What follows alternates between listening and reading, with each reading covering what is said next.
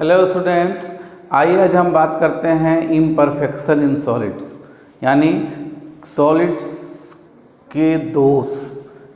अब हम बात करेंगे जनरली जो ये दोष है वो क्रिस्टलाइन सॉलिड में हम लोग बात करते हैं। हम जानते हैं कि क्रिस्टलाइन सॉलिड में जो डिफरेंट एटम्स और मॉलिक्यूल्स होते हैं उनके अरेंजमेंट रेगुलर होते हैं। तो यदि इनका अरेंजमेंट बिल्कुल रेगुलर है तो हम कह सकते हैं कि they are perfect crystalline solid. But generally ऐसा देखा जाता है कि कोई भी जो सॉलिड है, क्रिस्टलाइन सॉलिड है, क्रिस्टलीय ठोस है, वो जनरली परफेक्ट क्रिस्टलीय ठोस है और crystalline solid at 0 degree kelvin पे होता है।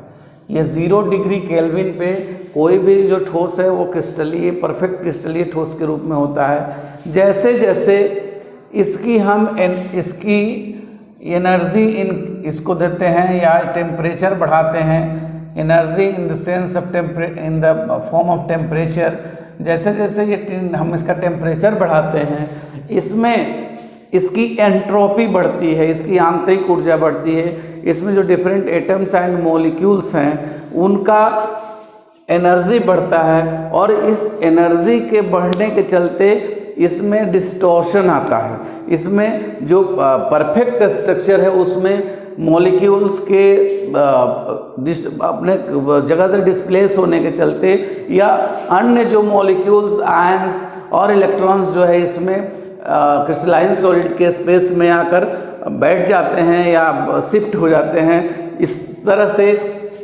ये जो सॉलिड है इसमें परफेक्टनेस से थोड़ा सा हटके इसमें डिस्टॉर्शन आ जाता है, इसके अरेंजमेंट में बदलाव हो जाता है।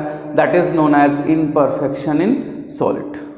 और इस इम्परफेक्शन इन सॉलिड्स को हम लोग डिफेक्ट्स कहते हैं। तो हम यहाँ पर हेडिंग दे सकते हैं defects in solids, defects in solids. अब ये डिफेक्ट्स इन सॉलिड्स को हम लोग देखेंगे। पर सबसे पहले हम लोग डिफेक्ट्स को डिफरेंट कैटेगरीज में बांटेंगे, कौन कौन से डिफेक्ट हैं। तो सबसे पहले हम देखेंगे कि ये डिफेक्ट्स किन किन कारणों से हो सकते हैं या what are the factors which responsible for the different types of defects in crystalline solid। तो सबसे पहला जो डिफेक्ट है इसमें हम कह सकते हैं क्रिएशन ऑफ वैकेंसी। मतलब कि यदि कोई क्रिस्टलाइन सॉलिड है उसमें कोई एटम और आयन अपने प्लेस को छोड़ दे तो वहाँ पर एक वैकेंसी क्रिएट हो जाती है। That is known as creation of vacancy. Second जो पॉइंट्स होगा वो the presence of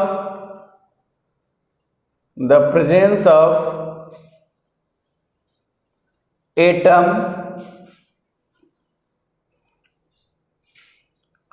ion in interstitial sites. मतलब कि एटम और आयंस जो होते हैं क्रिस्टलाइन सॉलिड के इंटरस्टिशियल साइट्स में आकर शिफ्ट हो जाएं, उससे ये जो डिफेक्ट्स है इन सॉलिड में हो सकता है। थर्ड पॉइंट है प्रेजेंस ऑफ और सब्स्टिट्यूशन ऑफ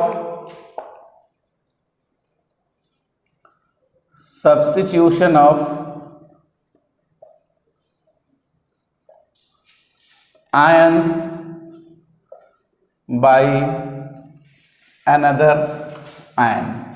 मतलब कि एक आयन का दूसरे आयन से substitution of ion by another ion. मतलब कोई आयन दूसरे आयन को सब्स्टिट्यूट कर दे, सब्स्टिट्यूशन के साथ ही हो सकती है उसके वैलेंसी में कोई डिफेक्ट हो, एक उसकी वैलेंसी में कोई अंतर हो, किसी की वैलेंसी +1 की हो, दूसरे वाले की वैलेंसी उससे ज़्यादा हो जाए, तो इस तरह से कुछ डिफेक्ट आ जाएंगे। दैट इज़ ये थर्ड जो है ये कॉज हो सकता है द डिफेक्ट्स का। अब जो चौथा पॉइंट है वो presence of interstitial impurities. Presence of interstitial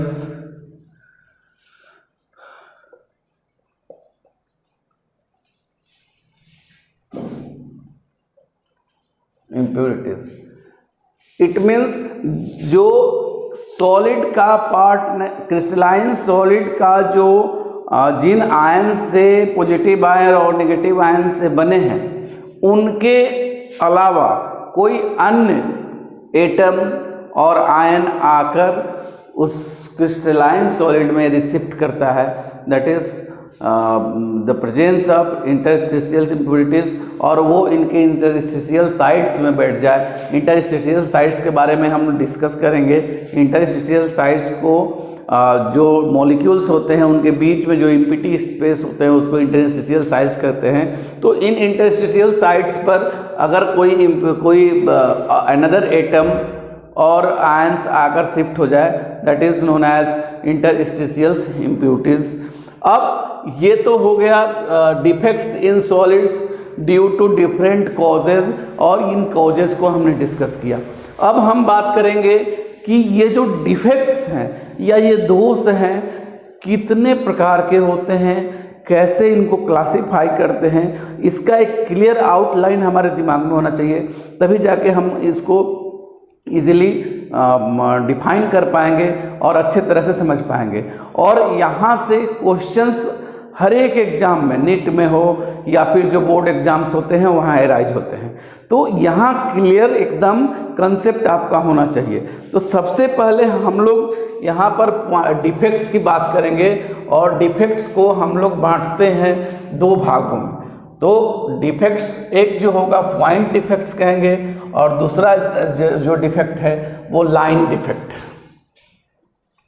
यहाँ पर डिफेक्ट्स को सबसे पहले हमने डिफेक्ट्स जो सॉलिड में पाए जाते हैं, जो इम्परफेक्शन इन सॉलिड्स है, उसी को हम डिफेक्ट्स भी कहते हैं। और ये जो डिफेक्ट्स है जनरली पहले इसको हम लोग दो भाग में बांट देते हैं, डिवाइड कर देते हैं। फर्स्ट है पॉइंट डिफेक्ट,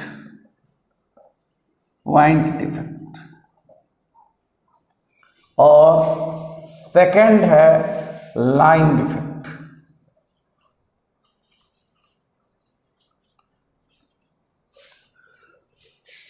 और अभी क्लास 12th में जनरली हम लोग पॉइंट्स डिफेक्ट की ही बात करेंगे, और लाइन डिफेक्ट्स की यहाँ पर बात बहुत कम होगी। लाइन डिफेक्ट्स के बारे में बता दें कि ये जो लाइन डिफेक्ट्स है ये जनरली किसी क्रिस्टलाइन सॉलिड में या किसी सॉलिड में एक रो गायब हो जाए, एक लाइन गायब हो जाए, उसमें कोई बदलाव हो जाए उसकी संरचना में, तो वो लाइन डिफेक्ट कहलाता है। तो जनरली यहाँ पर हम लोग पॉइंट डिफेक्ट्स की बात करेंगे, और पॉइंट डिफेक्ट्स इसको हम लोग बिंदु दोष कहते हैं।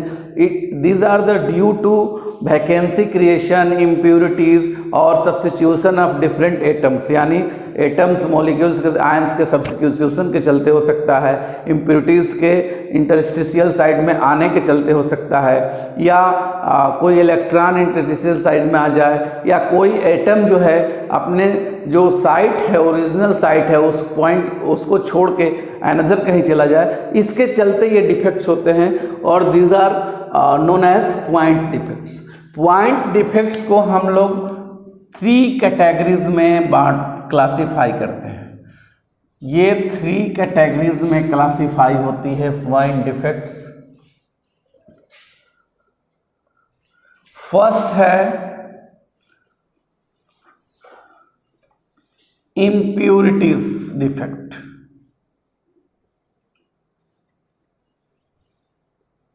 इम्प्योरिटी डिफेक्ट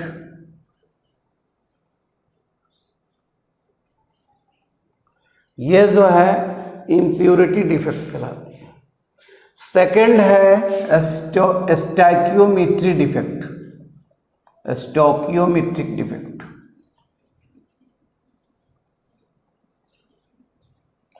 और थर्ड है नॉन स्टोइकियोमेट्रिक डिफेक्ट। इस तरह से ये 3 कैटेगरीज हो गई, impurities defect, stoichiometric defect and non stoichiometric defect. इनमें इम्प्योरिटीज डिफेक्ट में फर्दर क्लासिफिकेशन नहीं होता है, आगे इसमें कोई क्लासिफिकेशन नहीं होता है। स्टोइकियोमेट्रिक डिफेक्ट में इसमें हम 4 कैटेगरीज बांटते हैं। इसमें 4 कैटेगरीज होती है। फर्स्ट है वैकेंसी डिफेक्ट,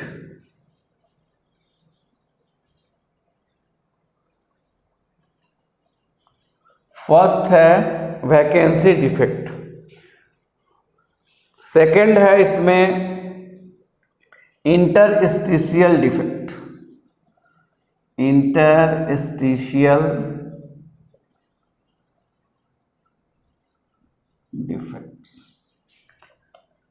थर्ड है Schottky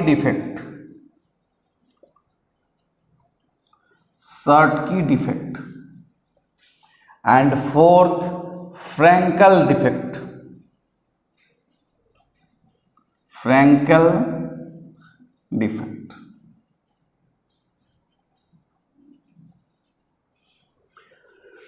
vacancy defect, interstitial defect, Schottky defect and Frenkel defect. यहाँ 2 चीज़ें आपको हम क्लियर करना चाहते हैं। Frenkel defect and interstitial defects जो हैं ये नॉन आयनिक कंपाउंड में, ये दोनों नॉन आयनिक कंपाउंड में पाए जाते हैं।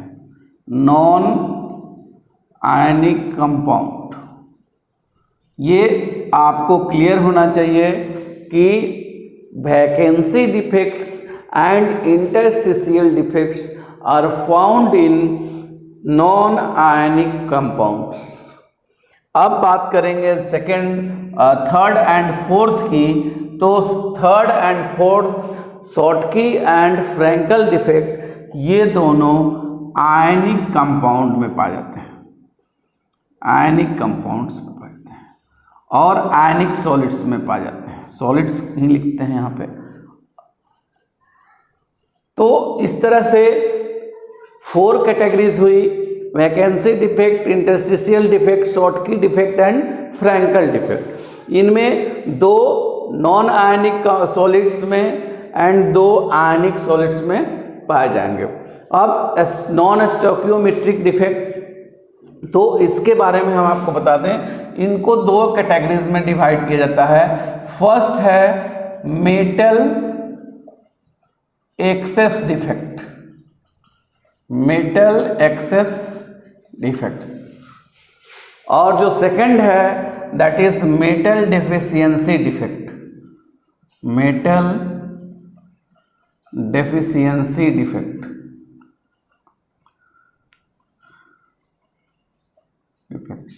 देखिए, मेटल एक्सेस डिफेक्ट को धातु अधिकता दोष कहते हैं, इसको धातु अल्पता दोष कहते हैं।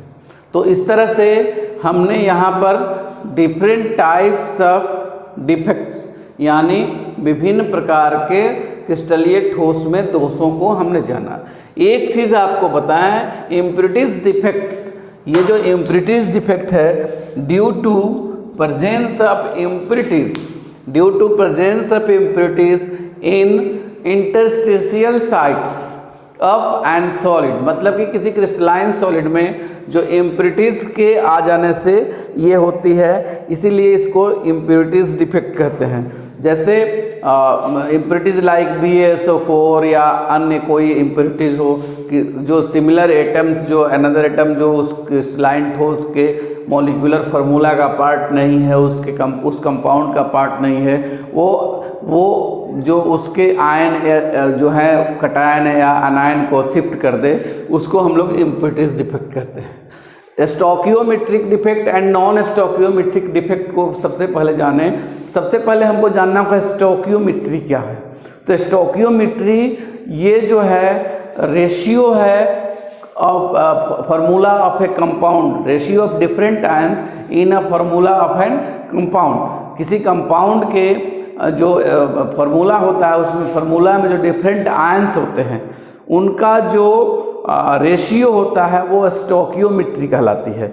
और यदि इस कोई डिफेक्ट हो, कोई दोष हो, उसके चलते उसकी स्टोकियोमेट्री में कोई बदलाव नहीं आ रहा हो, उसका जो स्टोकियोमेट्री है, जो आयन और आयनों का जो डिफरेंट रेशियो है वो बिल्कुल बना रहे, उसमें किसी तरह की कोई बदलाव ना हो, तो उसको हम लोग स्टोकियोमेट्रिक डिफेक्ट कहते हैं।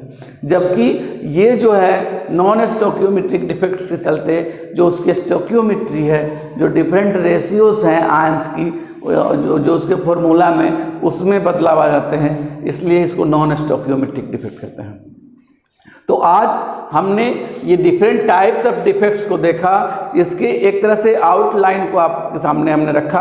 अगले क्लास में हम बात करेंगे इसको डिटेल में कि इन डिफेक्ट्स के कैसे, इन डिफेक्ट्स में डेंसिटी पर क्या प्रभाव पड़ेगा, और ये जो डिफेक्ट्स होंगे उससे किसी क्रिस्टलाइन सॉलिड में कौन कौन से इफेक्ट आएंगे, क्या क्या इसके चलते डिफरेंट जो टाइप ऑफ प्रॉपर्टीज़ में वेरिएशन होगा, उसको हम लोग अगले क्लास में जानेंगे।